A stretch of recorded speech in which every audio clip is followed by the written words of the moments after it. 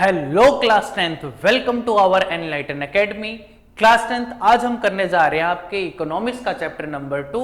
Chapter का नाम है आपका सेक्टर ऑफ इंडियन इकोनॉमी। ठीक है, और आज हम करने वाले हैं एक्सप्लेनेशन, इसके बाद आएंगे इसके एनसीईआरटी क्वेश्चन, उसके बाद एक्स्ट्रा क्वेश्चन, फिर इसके पीवाईक्यूज। तो स्टार्ट करते हैं हम।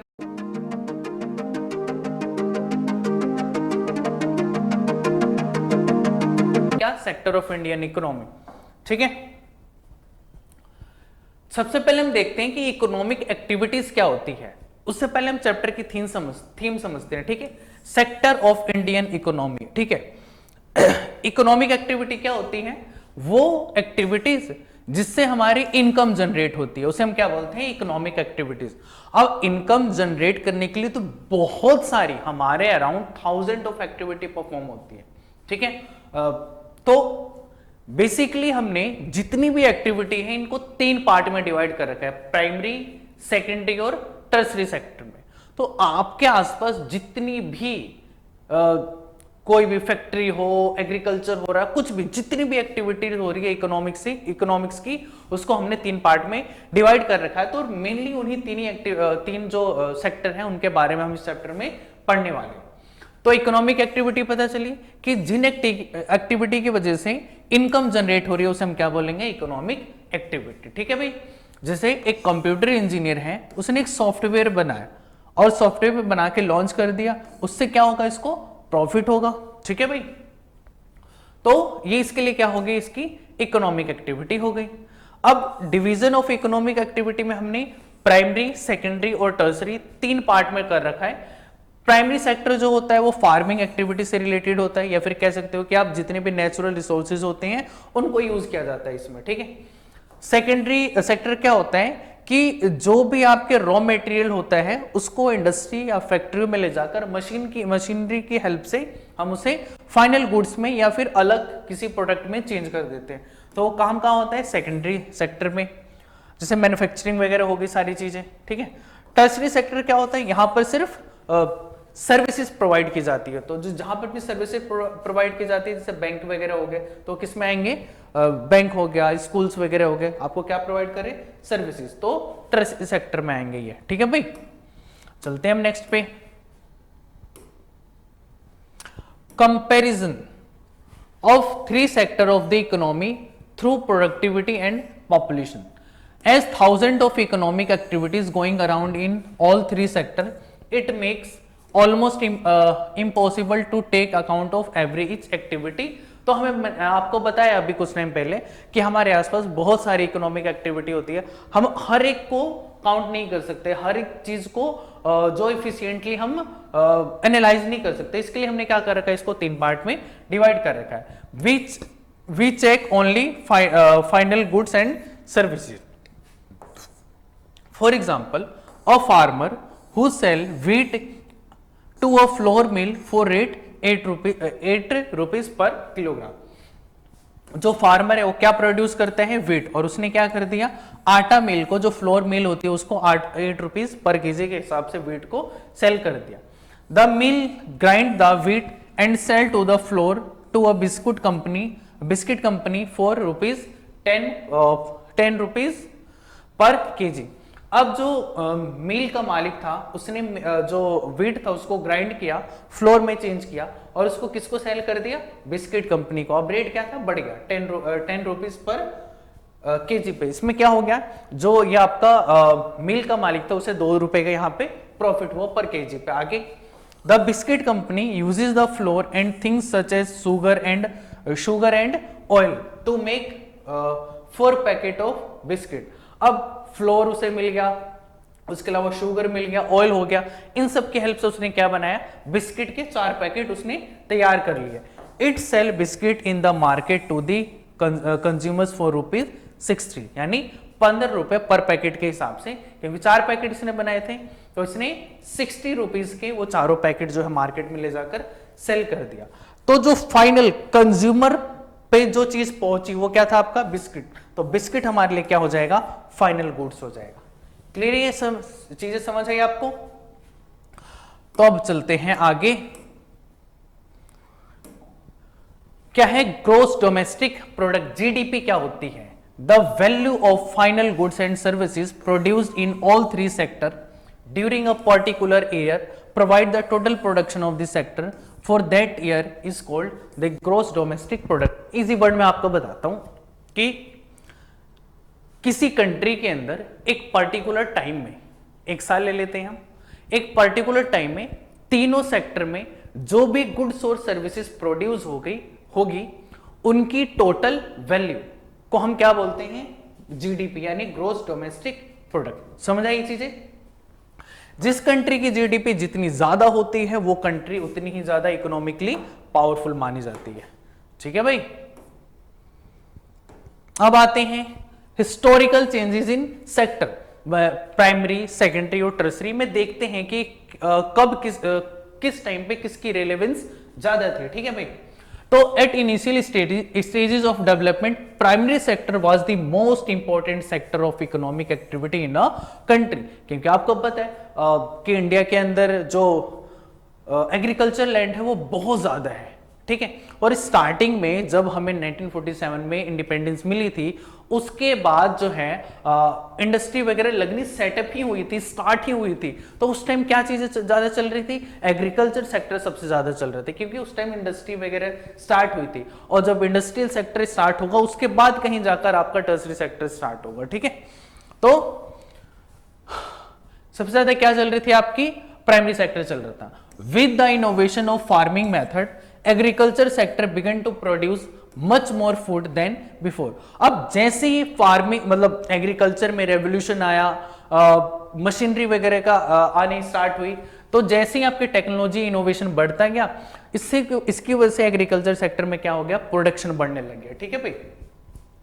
People started working in industries, some people also get involve in transportation. अब इसकी वजह से जो लोग थे, क्योंकि एग्रीकल्चर मशीनें वगैरह बन रही हैं, ठीक है, आपके क्या कहते हैं केमिकल इंडस्ट्री में अब क्या बन रहे हैं, खाद वगैरह बन रहे हैं, यानी फर्टिलाइजर वगैरह बन रहे हैं, ठीक है, पेस्टिसाइड्स वगैरह बन रहे हैं। तो अब धीरे धीरे क्या हो रही है, आपकी इंडस्ट्री बढ़ती जा रही है। क्लियर है चीज? तो लोग उसकी तरह शिफ्ट होने लग गए आपके। ठीक है। आगे gradually secondary sector become the most important in economy and providing employment. उसके बाद सेकेंडरी सेक्टर यानी इंडस्ट्रियल सेक्टर बहुत ज्यादा ग्रो होने लगा और बहुत सारे लोग प्राइमरी सेक्टर से निकल के सेकेंडरी सेक्टर में आकर जॉब करने लगे। Different industry related to food processing, equipment making, textile coming in large number. उसके बाद फूड प्रोसेसिंग की कंपनी होगी, इक्विपमेंट मेकिंग की, किसी टाइप की भी इक्विपमेंट मेकिंग की कंपनी आ गई, टेक्सटाइल हो गया कपड़ों से रिलेटेड, तो बहुत सारे इस टाइप की कंपनियां जो थी वो आने लगी। These lead to start a services such as banking। अब इकोनॉमिक एक्टिविटी बहुत ज्यादा होने लगी। ठीक है। अब उसके अलावा क्या हो गया, आपका इंडस्ट्रियल ग्रोथ ज्यादा होने गया, फिर धीरे धीरे पॉल्यूशन वगैरह होने लगे, पैसा आने, गवर्नमेंट ने क्या कर लिया, पैसा आने लगा, टैक्स वगैरह गवर्नमेंट के पास आने लगा, तो गवर्नमेंट ने फैसिलिटीज वगैरह बढ़ानी स्टार्ट कर दी। ठीक है। तो हॉस्पिटल वगैरह बनने लगे। तो बेसिकली बैंकिंग हो गया, आपका हेल्थ हो गया, एजुकेशन हो गया, इन सब चीजों में अब धीरे धीरे डेवलपमेंट आनी स्टार्ट हो गई। तो the service sector has become the most important sector in term of total production and started employing more people. अब उसके बाद सर्विस सेक्टर क्या हो गया, धीरे धीरे बढ़ने लग गया, क्योंकि इंडस्ट्रियल जो सेक्टर था वो बढ़ा, उससे रिलेटेड एक्टिविटी परफॉर्म होने लगी, उसको मतलब सपोर्ट प्रोवाइड करने के लिए या फिर कह सकते हैं चीजों को पूरा करने के लिए सर्विस सेक्टर बना, और जिसमें आपका ये स्कूल, एजुकेशन, हेल्थ, बैंकिंग वगैरह ये सारी चीजें आने लग गई। उसके बाद सबसे इंपॉर्टेंट अभी क्या हो गया, आपका सर्विस सेक्टर है, फिर टर्सरी सेक्टर। ठीक है। तो अभी कंट्री के अंदर, कंट्री की जीडीपी में जो सबसे बड़ा कॉन्ट्रीब्यूशन होता है वो किसका होता है, आपका टर्सरी सेक्टर का ही होता है। अब आते हैं वही contribution in GDP. In the period of 1973 to 74 the primary sector has contributed maximum to the GDP. तो मैंने बताया कि स्टार्टिंग में सबसे ज्यादा कंट्रीब्यूशन किसका था, प्राइमरी सेक्टर का। But in 2013 and 2014 when tertiary sector has contributed maximum in GDP, now the question is by, देखते हैं। तो मैंने आपको बताया कि अब के टाइम में यानी प्रेजेंट टाइम में टर्सरी सेक्टर का सबसे ज्यादा कंट्रीब्यूशन है हमारी जीडीपी में। Where are most of the people employed, देखते हैं In the period during 1973 to 74, 40% is contributed by the primary sector in GDP of the country. इस टाइम में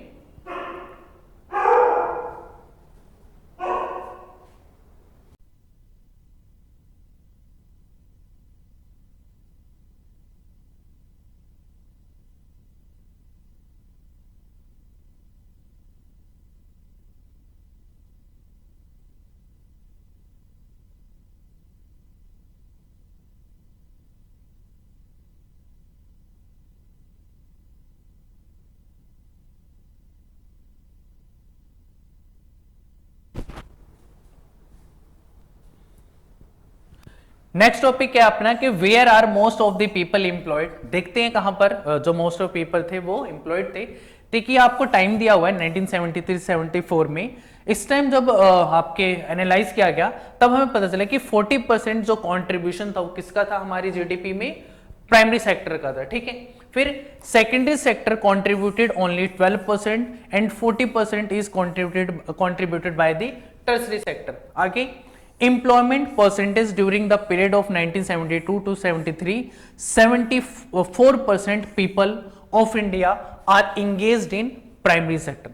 contribution कितना था 40%, लेकिन उस टाइम लोग कितने आपके इन्वॉल्व थे, 74% ऑफ पॉपुलेशन जो थी इंडिया की वो किसमें इन्वॉल्व थी, प्राइमरी सेक्टर में, while only 50% are involved in tertiary sector। आगे देखते हैं इन ईयर 2013 और 14 the percentage of contribution of tertiary sector in GDP of the country increase and reach to 67%। कितनी, 67%। तो जब आपका जो ईयर था आपका 2013-14, इनमें जो हमारी जीडीपी में 67% कंट्रीब्यूशन किसका आ गया था, टर्सरी सेक्टर का।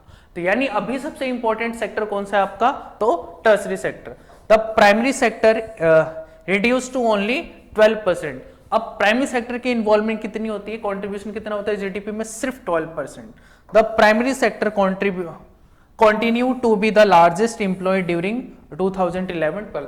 अच्छा, यहां पर एम्प्लॉयमेंट कम नहीं हुई, अभी भी आप देखेंगे कि प्राइमरी सेक्टर में लोग बहुत ज्यादा इन्वॉल्व, जीडीपी में कंट्रीब्यूशन कम होता है बट एम्प्लॉयमेंट वहां पर प्रॉपर होती है। ठीक है, चलते हैं नेक्स्ट क्वेश्चन पे।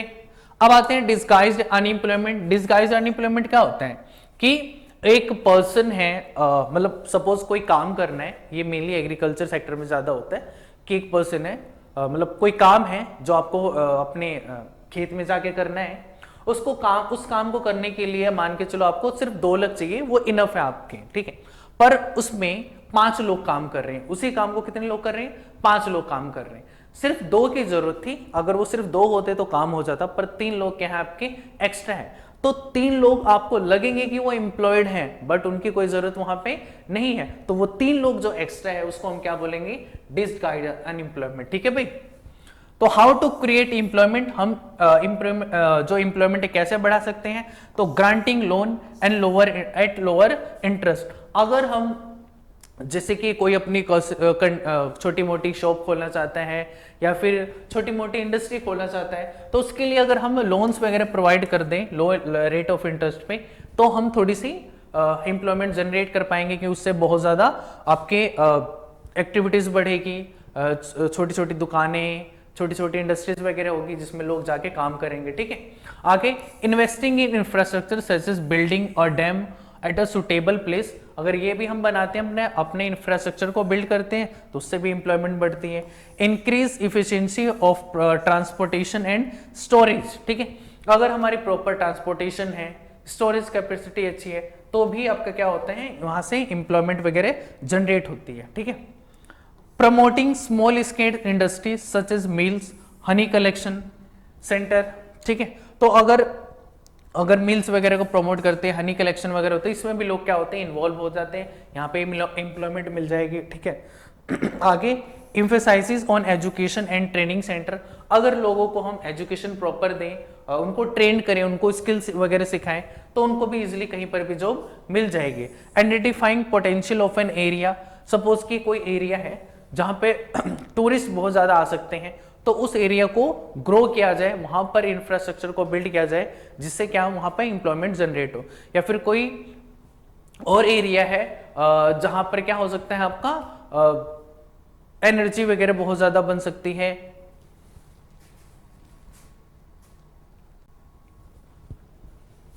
इस एनर्जी वाले को कट कर देना, प्रेम या तनु जो भी एडिट कर रहे हो, ठीक है। आगे चलते हैं। Government welfare scheme like making well और pump near farm, providing electricity, building hospitals. अब जैसे गवर्नमेंट वेलफेयर स्कीम होती है जिसमें हम अगर कुआं वगैरह बनाए या फिर फार्म्स के नियर पे हम पंप वगैरह बनाए, प्रोवाइड करें हम इलेक्ट्रिसिटी प्रॉपर, तो लोग क्या होंगे मतलब फार्मिंग में, एग्रीकल्चर में प्रोडक्टिविटी बढ़ेगी, जिससे लोग वहां पे आकर और ज्यादा काम करेंगे। तो अब फार्मिंग सेक्टर में बहुत कम लोग काम करते हैं, रीजन कि वहां से प्रोडक्टिविटी निकल नहीं पाती, हमारा बहुत ज्यादा पोटेंशियल लग जाता है लेकिन बदले में आउटपुट नहीं मिलता। तो अगर गवर्नमेंट वगैरह प्रॉपर उन्हें फैसिलिटी प्रोवाइड कर देगी, फ्री इलेक्ट्रिसिटी देगी, पंप वगैरह बना देगी, उनके लिए कैनाल्स वगैरह डेवलप कर लेगी, तो लोग जो होंगे वो मतलब अगर खेती करते हैं फिर वहां पे तो प्रोडक्टिविटी बहुत ज्यादा होगी, इजीली हो जाएगी अचीव चीजें, और सेल करके वो अपने क्या कर लेगा, प्रॉफिट कमा लेगा वो पर्सन। अब आते हैं MG NREGA, Mahatma Gandhi national rural employment guarantee act. तो ये क्या था आपका, कांग्रेस की गवर्नमेंट थी जिसने ये स्कीम को लाई थी।